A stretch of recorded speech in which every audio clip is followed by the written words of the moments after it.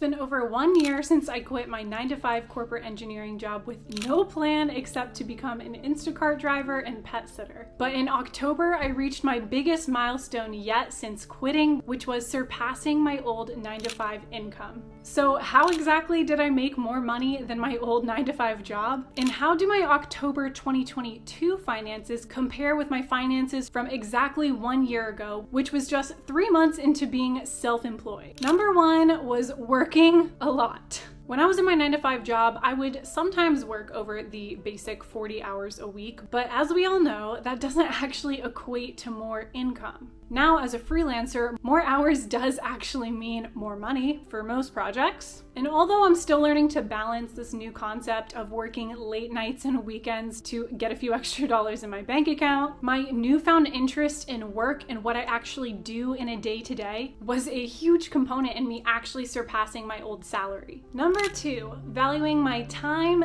and my work. So I work a lot, right? But there's only so many hours in the day. I realized a few months back that reaching my peak output could only get me so far. Once you've filled up your schedule with client work at a certain hourly rate, you're pretty much stuck.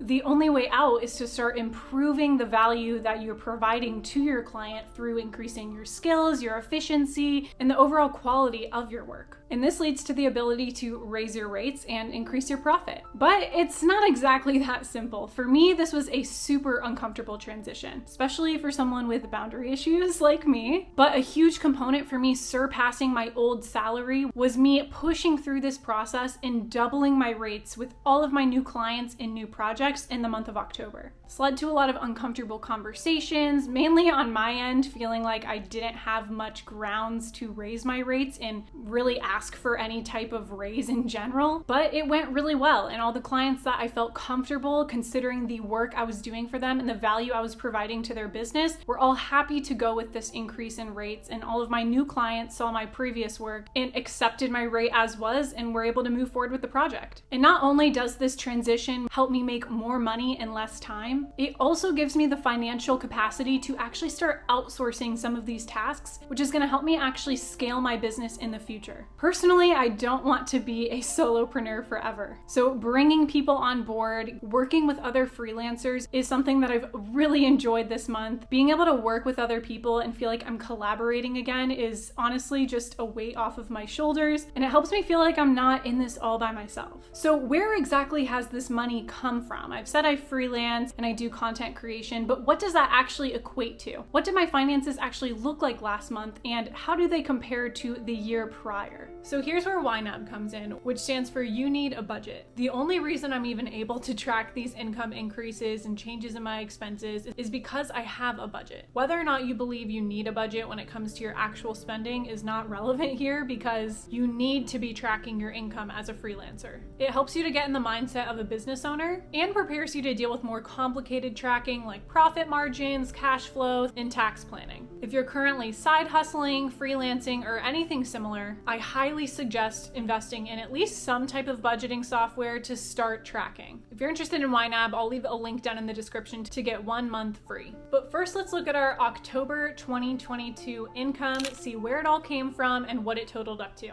So if you look here at my YNAB, you'll see that for my freelance work, I made $4,040 in the month of October. Now, something to note here is that this is all pre-tax, and I end up paying about 20% in taxes out of this amount of money, which is why you'll see it definitely outpaces my 9-to-5 job pre-tax, but even after pre-tax, it does as well. And just for reference, my 9-to-5 job monthly income was about $3,500. So already with just the freelance income, you'll see that we're really close to that $3,500 mark post-tax, which would be about $3,200 in this case. The Instacart credit, for anyone who's like, wait, I thought you stopped doing Instacart, it's actually from purchasing on Instacart and using it as a consumer, not as a shopper. I got a credit for my credit card for doing a purchase on there, so ignore that. You'll see Oliver's paycheck was $1,800, and when we look at last year in October, you'll see there's a big difference there as well. I did do some rover/pet sitting, about $476 worth of that, I've said this in previous videos, but I fully turned off my Rover profile, so no new clients can reach out to me. You won't find me in search on the app anymore, but I do still get past clients that will reach out to me to do some visits. And I think every visit that equated to that amount of money, except for one, was actually for Erica, which is the interior designer that I work for as part of my freelancing work. I met her through Rover, so she still has me do pet sitting for her. We're transitioning me out of it eventually, but she just hasn't found the right person to replace me yet. So I still do some pet sitting for her, and this month was a little bit busier in terms of when she needed me. Sponsorships, I made $194.02. YouTube AdSense, I made $165.28. So altogether, this is putting me just about at $3,500 without Rover, but once you include Rover, we're over the $3,500 mark for sure. This totaled to $6,707.51 in total income for the month of October. And if we take out all the taxes that I'll owe, I'm at $3,900 and about 33 cents in total income for the month of October post-tax. But now let's hop over to last year in October of 2021 to see how things compare. So if we look at October of last year, we'll see that I made $71 almost from Instacart shopping. I made $582.60 from Rover. I made $170.41 from YouTube AdSense, but that was for 2 full months of YouTube AdSense, not just the one that I had in this year's October. So that should almost be split in half in terms of the actual monthly income, but we'll just leave it in. And then you'll see that Oliver only made about $840, so like $1,000 less than he made this year in October from his job. So in total, last year we made $1,670, which is wild how drastic this difference is.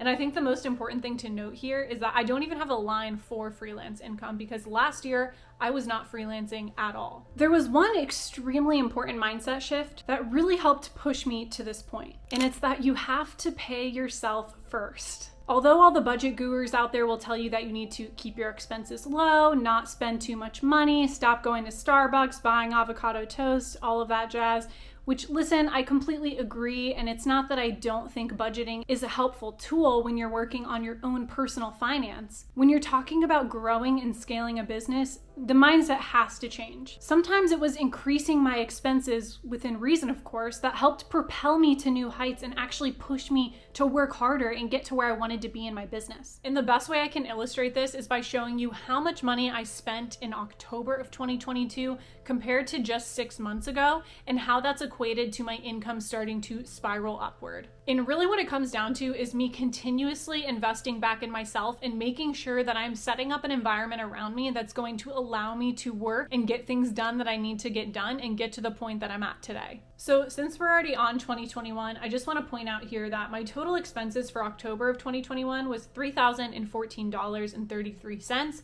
which equated to a net income loss in about $1,350. And now if we look at October of 2022, we'll see that my expenses totaled $4,470.39, but I had a net income increase of $2,237. Now, obviously, a big component of this is that I worked more October of this year than I did last year. I didn't even have freelance work last year. So obviously, I'm gonna make more money. Oliver worked more, we're gonna make more money, and our net income is gonna, of course, go up because of that. But what I wanna point out is a few things that I now spend money on that I was not spending money on last year that has helped me view it as investing into myself, paying myself first before I go and spend money on bills and things like that. So I will talk more about this in a future video because I have completely restructured the way I look at my budget, and I have some new categories that I focus on to see where I'm spending my money. First of all, I'm now looking at a category that I call expansion, which I spent a total of $125 in this category.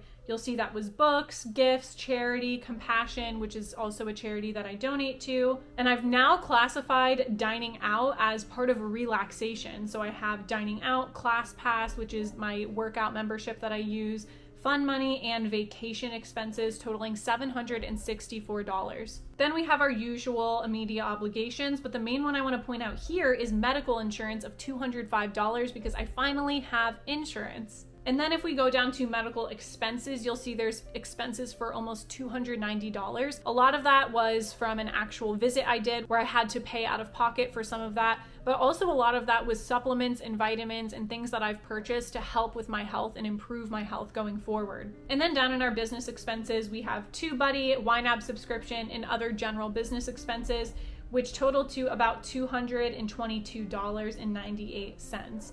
The big one here is obviously YNAB, which I re-signed up for in October and started using again. So that is why that full year subscription is being charged in October. But these are things that I last year would not have put money into because number one, I didn't have the money, of course, but number two, I was so focused on keeping our expenses as low as possible. I was almost fostering an environment where it was possible for me to not work as much. And I'm not saying that you need to go and spend a ton of money and put yourself in debt to pressure yourself to work harder and do more. Obviously, that's not a good idea, but it was not only these normal expenses that you're seeing here and the slight increase in spending from last year that really equated to me taking my business more seriously. So I was not using YNAB whenever my subscription ended in about April of this year. So I was actually tracking all my expenses and income in my Notion. So if we come on here and look at this, you'll see that in April, I had a huge change in net worth, and that's because we got a huge tax return. So we can kind of nix that month. In May, our total income was only $600, but our total expenses were $4,300. And the reason for these huge amount of expenses when we were actually living with family and our expenses were pretty low is that I had my computer break and I had to invest in a new computer, which I'm also realizing I should have put as a business expense, but oops. If we look over here at the business expenses, you'll see that I started investing more back in my business and actually spending money in my business, which helped to start growing my business income. You can see that besides May, where I made a good chunk of money, which was actually a specific contract that I got paid in full before doing the work, my income was starting to increase and increase and increase until last month whenever we hit our highest of all time in terms of my business income, which is not fully on here because I stopped putting my income into this whenever I moved over to YNAB. My point is I've had to spend money in the past 6 months. I got a completely new laptop because my old one broke. I've purchased external devices for this laptop that help it work better. I have purchased AirPods that help with my workflow. I have moved into this apartment, which cost us a lot of money after we were living with family for a few months to get through these first few months transitioning back to Florida. There's a lot of things that we've spent money on, and really what it comes down to is setting up yourself in an environment that you can actually get work done. And although the laptop wasn't planned, it really did help with my productivity because this computer is so much faster and works so much better, and I get work done a lot faster as well. And I've also purchased software like Recut, which helps me to edit videos a lot faster. I'm now investing in a video editor to help me get videos out even faster, and I'm also planning on outsourcing some work for some of my new freelance projects to give myself more time to continue to build the business. So what's the big takeaway here? This is really important, so listen closely. When you are working as an employee and you're not working for yourself, it is really important that as you get salary increases in your job, that you do not let lifestyle creep come into play. You want to make sure that new income that comes in, that as your salary increases, that you're actually able to take that money and invest it into stocks or your retirement fund or things that are going to help you in the future. The thing is, when you're working for yourself, when you're building a business, when you're freelancing, it's really important that you take the money that comes in and you actually think strategically, where is this money best utilized? And sometimes that money is best utilized today on investing in your business, on getting better equipment, on hiring people to help you. You need to think about what you can spend money on to actually scale what you're doing, because as a solopreneur, you only have so many hours in a week, so your monthly salary eventually will hit a limit. The crazy thing isn't just that I've surpassed my 9-to-5 income in the past month, it's that I look at the trajectory going forward of what my income looks like for my freelance business, and it's only gonna get better. I want to end this by saying that I'm not sharing this to brag or show you how much success I've achieved. It's to give you perspective and show you what's actually possible. Just 1 year ago, even 6 months ago, as you guys saw, I was making like no money at all for my freelance business, and most of my income was still coming from gig work. And now I'm hiring people and outsourcing work and making more money than I made at my 9-to-5 job. So stay optimistic, keep working, and do not give up. And hopefully by me sharing this, you learning these lessons much earlier than I did will help you reach this milestone much faster than me. If you made it this far, I just want to say thank you so much for your support. Comment down below a star emoji as well as your biggest takeaway from this video, but that is all I have for you guys today. I will see you in the next one. Bye.